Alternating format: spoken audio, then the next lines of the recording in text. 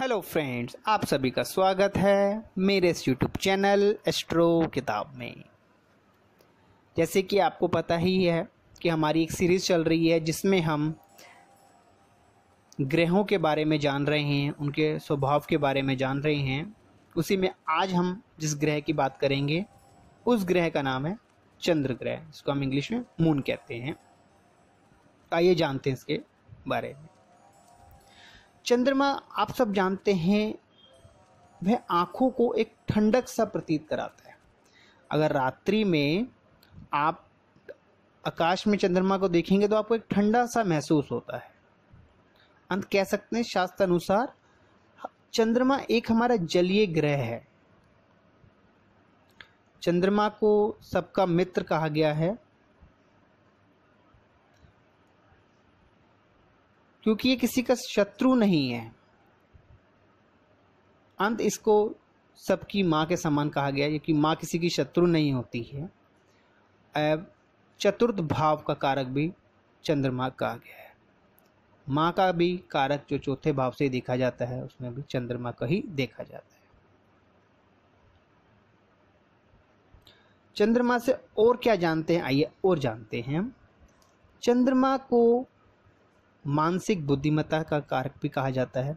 फूलों, इत्रों जो हमारे होते हैं, परफ्यूम जिसे आप कह सकते हो, के लिए भी चंद्रमा ही देखा जाता है। चिड़चिड़ापन, नींद, खुशी आनी, बहुत हीरे मोती आदि सबको हम चंद्रमा से ही देखते हैं।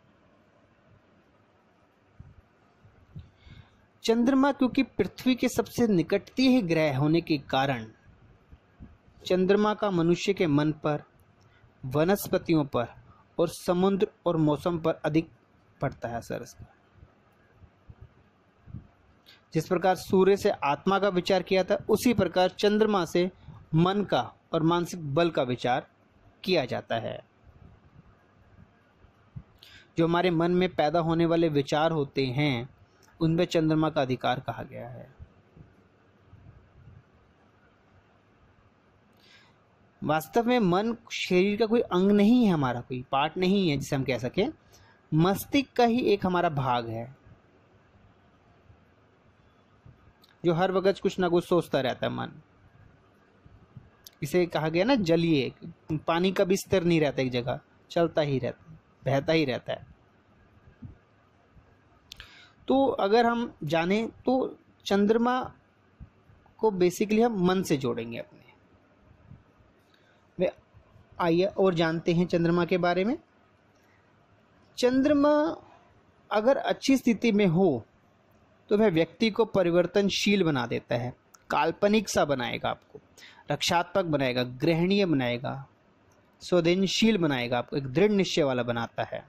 स्मरण शक्ति, उसकी मेमोरी बहुत स्ट्रांग बनाएगा आपको अच्छी। और यही अगर चंद्रमा खराब है आपकी कुंडली में तो वे अत्यधिक अधिकार जमाने वाला बना देता है, दोषपूर्ण तर्क देने वाला होता है, हठीपन, हर बात पर हट करने वाला होता है, अति भावुक भी हो जाता है, अविश्वास नहीं होता, विश्वास करने लायक नहीं होता अगर आपका चंद्रमा खराब है। एक स्वार्थी व्यक्तित्व कहा गया है चंद्रमा को। चंद्रमा हमारे चेहरे की सुंदरता और चमक का भी गोरा रंग का आकर्षण है। पानी को, जैसे आपको पता ही है, ऐश्वर्य, मीठे पदार्थ, घर, निवास स्थान, मुलायम वस्त्र, नए और जो कोरे वस्त्र होते हैं हमारे, इन सब का कारक चंद्रमा ही कहा गया है। सफेद रंग से हम चंद्रमा को ही देखते हैं क्योंकि चंद्रमा हमारा सफेद है। तीर्थ यात्रा, खाने पीने की वस्तुएं, मोती, बरसात का मौसम, बदलाव आना, स्वाद की पहचान करना, स्त्री, इन सब के कारक हमारे चंद्रमा ही कहा गए हैं। तो आपने देखा चंद्रमा से कितना कुछ हमें पता लगा। हमारे अगर मेडिकल में जाने तो रक्तचाप के कारण चंद्रमा ही होते हैं। मस्तिष्क संबंधी जो विकार होते हैं, हमारा बाह्य नेत्र जो होता है, उसको भी चंद्रमा ही देखा जाता है। कंधे की अगर बीमारी हो तो चंद्रमा को देखिए। तो आपने देखा चंद्रमा ने से हमें कितना कुछ पता लगा। जहां हमने पिछले वीडियो में जाना सूर्य के बारे में, जिससे हमें अपनी आत्मा के बारे में, शरीर के बारे में पता लगता है, वहीं चंद्रमा से हमें अपनी मन के बारे में पता लगा। कहा जाता है कि चंद्रमा मन है, अर्थात चतुर्थ मतलब कि 4th हाउस का जो लॉर्ड जिस भाव में विस्तृत होगा, मनुष्य का मन का विशेष झुकाव उस तरफ हो जाता है कि जो हमारा मन होता है वो उस तरफ ज़्यादा होता है। तो मैं उम्मीद करता हूँ आपको आज जो चंद्रमा के बारे में बताया गया है आपको समझ में आया होगा।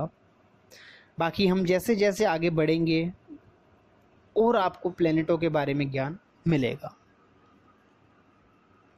आपसे मेरी यही रिक्वेस्ट रहेगी कि आप मेरे इस चैनल को सब्सक्राइब कीजिए और शेयर कीजिए, जिससे आपको ज्योतिष से जुड़ी जानकारियाँ समय समय पर मिलती रहेंगी। और अगर आपको और किसी प्रकार की भी जानकारी आप लेना चाहते हैं ज्योतिष से जुड़ी, तो आप हमें मेल कर सकते हैं। अब हम आपसे विदा लेते हैं। राधे राधे।